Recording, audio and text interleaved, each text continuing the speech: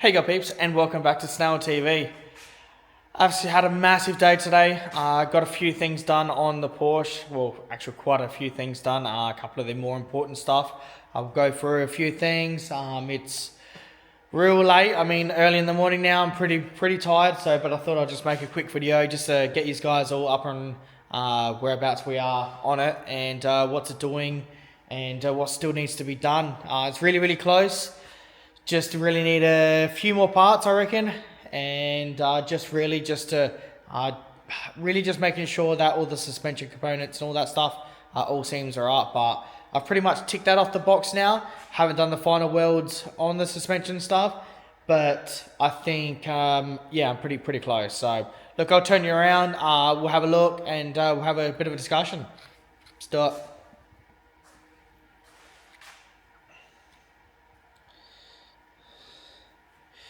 Alright peeps, so before we get into it, I really need some comments about this thing. I have done a triple exit exhaust, 3-inch exhaust. The whole thing about this is I really love LFA rears on, obviously on the LFA, and they do have a triple exhaust. And they've got pretty much exactly the same cutout as what the Porsches do on the back as well. Look, I like it. I think I might, from the side, if you can see it, it sticks out straight.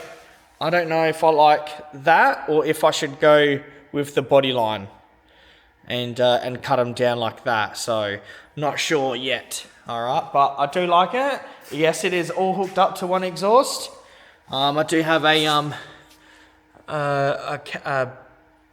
it's not a cannon, it's a muffler under there, as much as I could have fit under there. It's a 3.5-inch exhaust the whole way. And let's have a look. I'll get you over here. There we are. Alright, so 3.5-inch all the way down. Alright, into a muffler. Alright, underneath there, and then straight out into the 3.3s. See what you reckon. I like it. Let me know, guys, in the comments what you guys thinking. Anyway, as you guys did just see, I do have the intercooler in as well, so I have that all mounted up. That's come out real well. Really got pretty lucky with a nice size cooler, and just trying to turn these guys around so you can see everything all mounted up. So I've just got a couple of brackets on either corner, and I haven't made the one underneath yet, but I have obviously got Wiggins clamps on. Got all that buttoned up. This thing I think it looks best there. You know, in the engine bay. Turn these guys around. Engine bay looks pretty decent, looks pretty neat, if you guys know what I mean. Alright, yeah, so I've done all that. Everything all looks pretty good. What's next, guys, is probably intake manifold first. That's probably the next thing, and then I can obviously button up this last cooler pipe quickly and get that done. Between them two, I do need to still make up the transmission mount. Just trying to think of little bits and pieces here, guys. The firewall, as I did explain before, I'm doing that last when the engine is back out and complete. Like everything else is all completed. Just trying to think what else there is. Just a couple of bits and pieces, I'm guessing. I do really have a few things now to show you guys of what we are thinking. Alright, first things first is suspension wise. Let's get this thing up and let's see what how I've done this. Let's have a look. Alright, we'll stop there, eh? Alright, as you can see, we've got the exhaust all done. Alright, so that's all coming out in here. You can see the...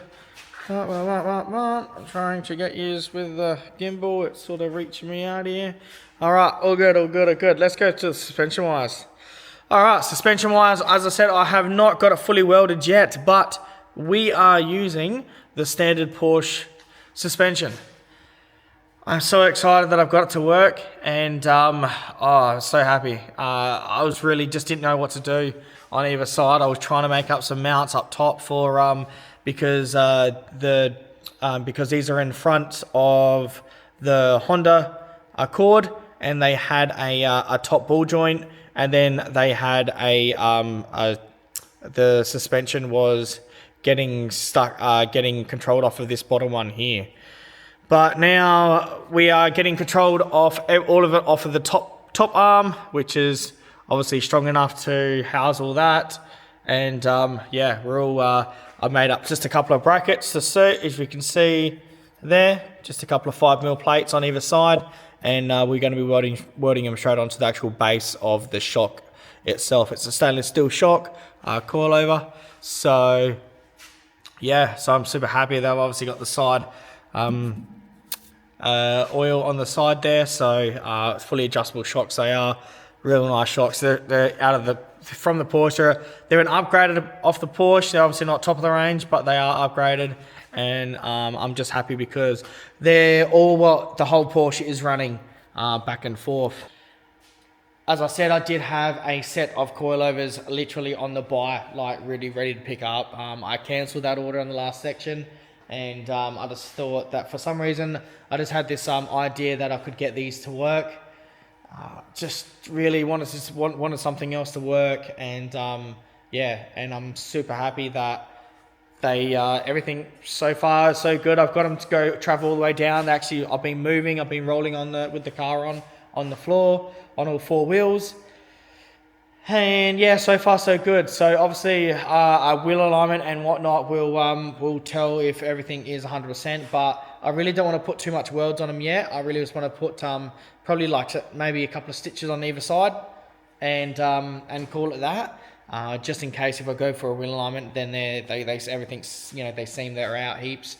I could just quickly nip them off with a grinder and readjust if I need to. But super stoked. I'm pretty confident they're going to work. I'm real confident they're going to work. As I said though, they just might need that adjustment back and forth. The only bad thing of this way though, I don't actually have any top camber adjustment on top there, and look, I want it there, but at the same time, if I get it right the first time, I don't need it there. If you know what I'm talking about. Like as I said, if I get it up true from day dot, then I shouldn't need to adjust it. And yeah, we'll look. I'll see how I go with that. But anyway, I've done that. Obviously, so the car rolls, exhaust is done, intercooler pipes, well, for the turbo, and the intercooler's in there. As I said, please let me know about this exhaust, if you guys like it or not. Look, I'm super stoked with it because it is kind of what I want, sort of thing. I'm trying to make something sort of fit. I was back and forth with a couple of places trying to get some exhaust tips, and they don't do anything like that. Look, they do merge pipes and such for drag cars and stuff, but they're only theoretically for, like, say 2-inch and 2.5-inch primaries. They don't do a 3-inch. They do 4 outlets, but they're only like a 2-inch four outlet. So anyway, look, we've got all that done, and as I said, the car does actually roll, which I am super stoked. But I do also have some other good stuff that's come in. You guys did know that I was going to go with the only one and only, but I finally, also not finally, but I do actually have the ECU. Thanks very much to Nathaniel from Fuel Tech Australia. Always hooks me up. Always lets me know what I need, and yeah, super happy that he's definitely on board with the build as well, because I do, as I said, I do need him for the bits and pieces for the transmission and all that stuff. But yeah, so super happy to have those guys behind on the build, and obviously great products, great. The service is just there, guys. That's what I sort of stay with them. Well, that's the reason why I stay with them. And obviously the great products, they just do what they do what they're told, you know. But also did on this one as well. You guys did see on the Supra with the touch screen. Obviously I do have it on the go-kart as well. So they're wideband nano. So they're little wideband little gauge, but actually they are actually physically a touch screen, and you can get them to actually start the car from them. display the obviously gauges, but you can also actually they're almost like a little tiny like keypad. Like you can do a lot of things with them, sort of thing.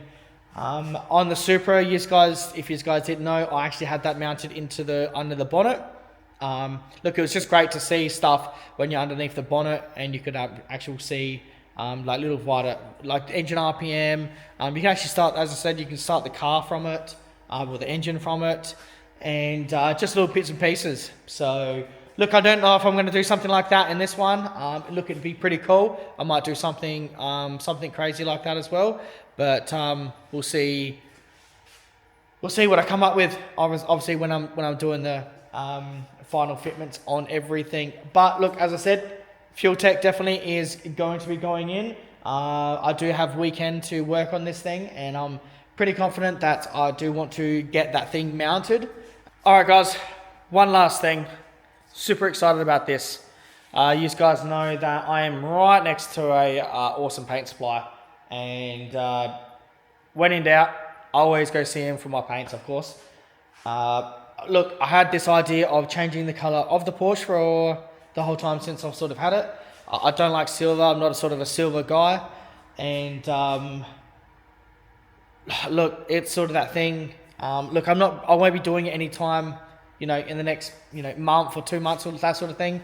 Look, it's probably definitely not going to be this year, but I'm thinking of like somewhat like, hopefully, but in the middle, like start or middle of next year is respraying the Porsche.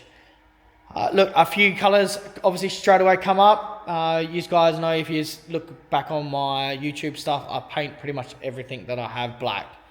Only just because I love it. Look, everything looks tougher black. It's easier to respray if you just stay with one color, that sort of thing. You can hide a lot of things with it. And look, as I said, if you get a nice enough job on it, it looks so good. But I thought I would go with something different on this Porsche. Only just recently, I painted a couple of Porsche colors for a couple of customers of mine, and like they got some new brakes and stuff done. They wanted some Porsche colors on them, and which got me thinking about, like, what sort of Porsche colors are out there. And you guys, obviously this is not a new color, guys. This is they did this in 2014 and 2020. That's what the charts come up on it. I'll just turn you guys around. I'll see what you guys think. Well, actually, I'll bring you up straight up to it, eh? I've got it right here. Miami blue. Done a spray out. I'll turn you around. All right. So I've done a spray out, guys, and that's what we've sort of are looking at. Look, it's really hard with this light because it's not actually the same color that I'm looking at that you guys see here. It's super. It looks so much more darker on this camera, so it's a little bit lighter in real life, but that is the color. Like, I've picked it. All right. Alright, peeps, I'm done. Super tired. Super happy about today. I got lots done. As I said, the thing is actually on wheels. Okay, I've got the hoist there, but I can actually put it all the way down, and it's all the way down now, and that's how it sits. So yeah, absolutely super happy, absolutely stoked. So the car can actually push now, and I can actually get things done around here. So as I said, on the weekend I'll get you another video because I'll be doing the fuel tech, hopefully mounting that up, and that should be pretty simple for that. Alright, peeps, so let me know of what you guys are thinking about the exhaust. As I said, I do love it, only because it reminds me of the LFAs. Gorgeous cars, and as I said, I've actually got the same sort of opening on the back of this Porsche. It's exactly the same as what the LFAs do have. LFAs do have a like a full flat like bevel, like a carbon fiber bezel or something like that, and they've got this like massive ugly box Also, yeah, you don't actually see, but like I looked actually into what they do the exhaust. So it's not like exactly like how I've done mine, of course, but the actual tips themselves look pretty similar. They do actually. Those look like they actually come out pretty straight as well. The bottom one seems like it steps in a little tiny bit, but I think, yeah. Just let me know what you guys are thinking. And the colour. Alright, let me know about that, guys. I'm going. Thank you very much. Thanks very much for the comments. Thanks for everything. And I'll see you guys in the next episode. See you, peeps.